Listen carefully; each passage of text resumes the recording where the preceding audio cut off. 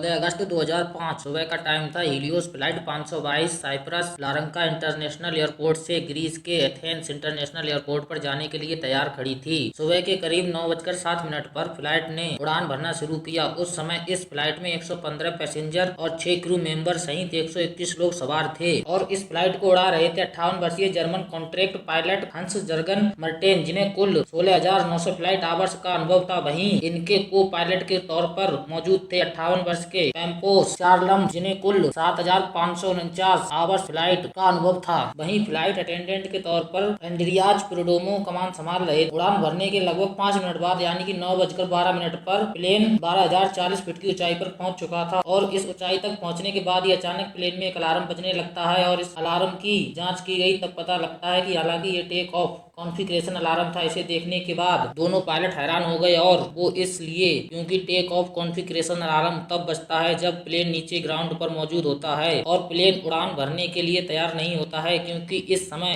12,040 feet की ऊंचाई पर इस अलार्म के बजने से दोनों पायलट को समझ ही नहीं आ रहा था कि वो क्या करें। स्थिति की गंभीरता को देखते हुए उन्होंने एटीसी यानी कि एयर ट्रैफिक कंट्रोल से संपर्क साधना ही उचित समझा और फिर उन्होंने तत्काल एटीसी से संपर्क करके बताया कि उनके विमान का take off configuration warning alarm बज रहा है। पायलट एटीसी को ये सब जानकारी दे ही रहे थे कि इतनी ही देर में प्लेन के कॉकपिट में मौजूद कंट्रोल पैनल पर कई सारे अलार्म एक साथ बजने शुरू हो गए और इस अलार्म के कारण पायलट की आवाज एटीसी तक पहुंचना ही बंद हो गई। इसके साथ ही प्लेन का मास्टर कोशन अलार्म भी बजने लगा, जिसका रीजन था कि प्लेन के कई सारे सिस्टम एक साथ ओवरहीट हो चुके हैं।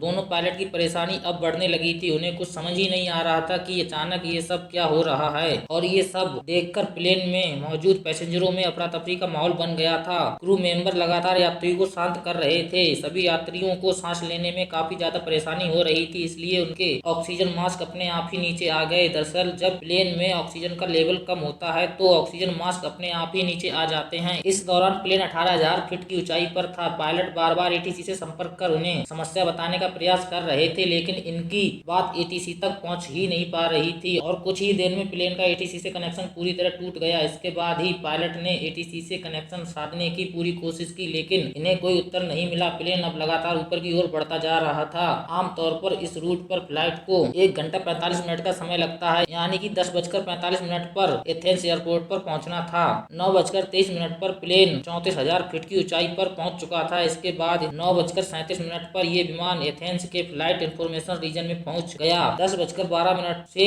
10:50 तक एथेंस एटीसी यानी कि Athens control team radio call के जरिए इस फ्लाइट से संपर्क साधने की पूरी कोशिश कर रही थी, लेकिन इन्हें कोई जवाब नहीं मिला। अब 10:45 हो चुके थे। इस समय प्लेन को एथेंस एयरपोर्ट पर लैंड करना था, लेकिन प्लेन का अभी तक कोई सुराग ही नहीं था। कुछ अनहोनी की आशंका को भांपते हुए ग्रीस अधिकारियों ने तत्काल 2 अपने सबसे अच्छी क्वालिटी के F-16 फाइटर जेट को इस विमान को ढूंढने के लिए भेजा। कुछ ही देर में इन फाइटर जेटों ने हीलियोस फ्लाइट 522 को ढूंढ लिया। इनमें से एक फाइटर जेट उड़ते उड़ते इस हीलियोस फ्लाइट के बहुत नजदीक आ गया, ये देखने के लिए कि अंदर क्या हो रहा है। तो इस फाइटर जेट के पायलट ने देखा कि वो पायलट की सीट पर कोई बैठा हुआ है। वहीं फ्लाइट का मैन पायलट अपनी सीट पर गर्दन को नीचे किए हुए गंभीर हालत में पड़ा हुआ है। आगे देखने के बाद ये फाइटर जेट पीछे गए। इसने पीछे वाली सीट से प्लेन के अंदर के हालात की जानकारी ली, लेकिन फाइटर जेट के पायलट के लिए हैरानी की बात तो ये थी कि अपने बराबर में 2 फाइटर जेट के उड़ने के बावजूद भी किसी भी पैसेंजर्स ने इन दोनों फाइटर जेटों की तरफ मुड़कर भी नहीं देखा और किसी भी पैसेंजर्स की तरफ से इन्हें कोई प्रतिक्रिया नहीं मिली। तभी लगभग 11:49 पर फाइटर जेट्स के पायलट ने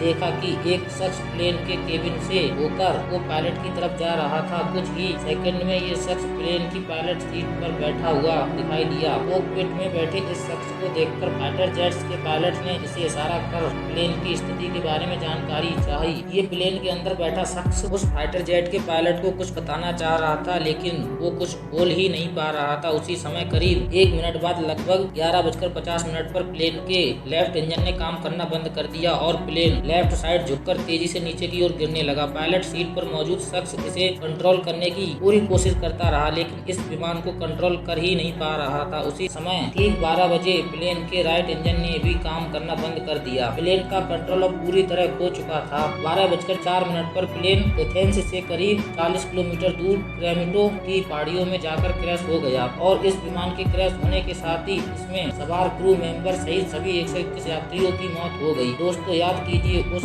पल को जब 121 यात्रियों से भरा ये प्लेन जब पहाड़ से टकराया होगा, क्या गुजरी होगी उन फाइटर जेट्स के पायलटों पर जब इन यात्रियों की मौत अपनी आंखों के सामने देखी होगी और इनके लिए कुछ नहीं कर पाए। इसके तुरंत बाद ग्रीस में हुई हीलियोस 522 फ्लाइट क्रैश होने की खबर सभी जगह आपकी तरफ फैल गई। उसके बाद तुरंत रेस्क्यू ऑपरेशन चलाया गया। सभी 121 लोगों की बॉडी एक एक करके ढूंढकर बाहर निकाला जाने लगा। लेकिन जब इस दुर्घटना में मिली बॉडी का कुछ यात्रियों का पोस्टमार्टम किया गया तब एक चौंकाने वाली बात सामने निकल कर आई। दरअसल जहाज में मौजूद ज्यादातर सभी लोग प्लेन के क्रैश होने से पहले ही अपना दम तोड़ चुके थे। तो यहाँ सबसे बड़ा सवाल यह था कि पायलट प्लेन के क्रैश होने से पहले ही मर चुका था तो करीब 2 घंटे तक विमान का कंट्रोल किसके पास था? क्योंकि दोस्तों हमने वीडियो की शुरुआत में बताया था फ्लाइट अटेंडेंट एंड्रियाज प्रोड्रोमो कमान संभाल रहे थे। वो एंड्रियाज प्रोड्रोमो ही थे जिन्होंने अब तक प्लेन की कमान संभाल रखा था, क्योंकि लास्ट में उनकी वॉइस एटीसी को सुनाई दी थी। एंड्रियाज ने लगभग 5 बार मैड कर अपना बचाव की गुहार लगाई थी। एंड्रियाज के पास यूके कॉमर्शियल का लाइसेंस था, लेकिन इनको इतना एक्सपीरियंस नहीं था कि ये बोइंग 707 जैसे प्लेन को कंट्रोल कर सकें। लेकिन बावजूद इसके वो इस प्लेन को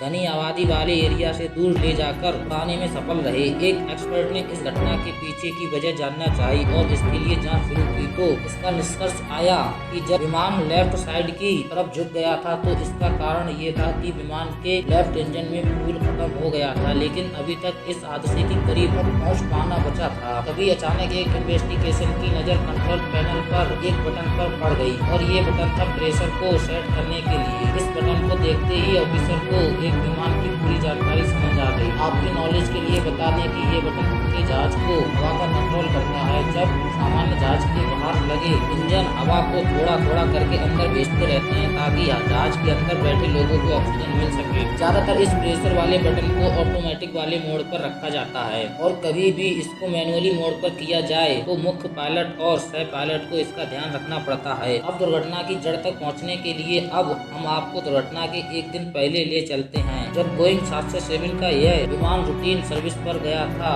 और सर्विस करने वाले कर्मचारियों ने इसे मैनुअली मोड पर करके इसे पायलट को सौंप दिया था। प्लेन की उड़ान भरने से पहले पायलट और वो पायलट को दोनों का इसकी तरफ ध्यान नहीं गया, क्योंकि प्लेन का मैनुअली मोड चालू ही रह गया और इसके कारण विमान से धीरे धीरे ऑक्सीजन की मात्रा घटने लगी, जिसके कारण जहाज में बैठे सभी पैसेंजर्स का दम घुटने लगा। और जब कॉकपिट में बैठे पायलट को जब यह अलार्म सुनाई दिया तो पायलट ने इसका कारण जानना चाह लिया। एक भी बार उनका इसकी तरफ ध्यान नहीं गया। विमान का प्रेशर वाला बटन ऑन ही रह गया, इस कारण कॉकपिट में भी ऑक्सीजन का लेवल घट गया था, जिसकी वजह से दोनों पायलट बेहोशी की हालत में जाने लगे। लेकिन प्लेन के अंदर ऑक्सीजन मास्क तो सभी यात्रियों को मिल चुका था, लेकिन कॉकपिट में ऑक्सीजन मास्क अपने आप नीचे नहीं आता है, जिसकी वजह से दोनों पायलट बेहोश होने के साथ साथ प्लेन में उपस्थित क्रू मेंबर और पैसेंजर्स सहित सभी लोग एक एक करके बेहोश होने लगे, क्योंकि इनके यात्रियों के ऊपर लगा हुआ ऑक्सीजन मास्क केवल 12 मिनट तक ही ऑक्सीजन दे सकता था और ऑक्सीजन न मिलने की वजह से सभी यात्री धीरे धीरे मौत की तरफ बढ़ रहे थे। विमान अब ऑटो पायलट के ही मोड पर एथेंस की तरफ बढ़ता जा रहा था। एक टाइम ऐसा आया कि प्लेन में मौजूद सभी लोगों ने दम तोड़ दिया था, केवल एक व्यक्ति को छोड़कर, और ये थे फ्लाइट अटेंडेंट एंड्रियाज प्रोड्रोमो। अब आप भी यही सोच रहे होंगे कि एंड्रियाज इतने लंबे टाइम तक कैसे जीवित रहे, तो हम आपको बता दें कि एंड्रियाज एक स्कूबा ड्राइविंग थे। स्कूबा ड्राइविंग अपनी सांस को लंबे समय तक रोक पाने में सक्षम होते हैं, इसी वजह से एंड्रियाज अब तक जिंदा रहे। लेकिन अब ऑक्सीजन लगातार न मिलने की वजह से उनकी भी हालत गंभीर होने लगी, लेकिन जैसे तैसे करके वो कॉकपिट तक पहुंचे और विमान को नियंत्रित करने का प्रयास करने लगे। लेकिन एथेंस तक पहुंचते पहुंचते ये विमान यात्रियों की जगह उनकी